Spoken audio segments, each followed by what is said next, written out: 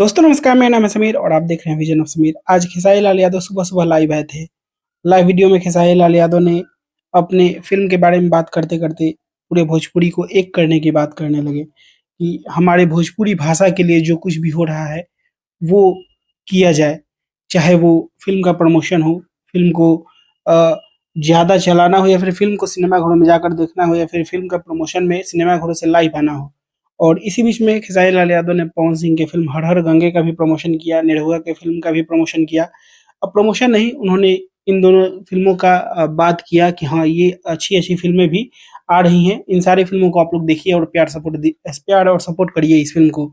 और दोस्तों यहाँ पे बहुत सारे लोग बोलेंगे कि खेसारी लाल यादव को अभी अपना फ़िल्म चलवाना है, इसलिए खेसारी लाल तारीफ़ कर रहे हैं। तो ऐसा नहीं है।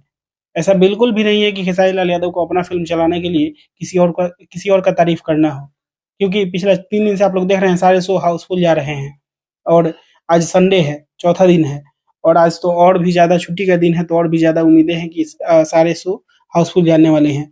बाकी पवन सिंह के बारे में खेसारी लाल यादव क्या बोले, नहीं बोले, वो मैटर नहीं करता है। भोजपुरी एक होनी चाहिए और सब कुछ बदल रहा है। आप लोग भी बदलिए, अपना सोच को बदलिए और जाकर फ़िल्म को देखिए। बाकी मैं मिलूँगा आप लोगों से एक नए वीडियो में, तब तक के लिए जय हिंद, वंदे मातरम।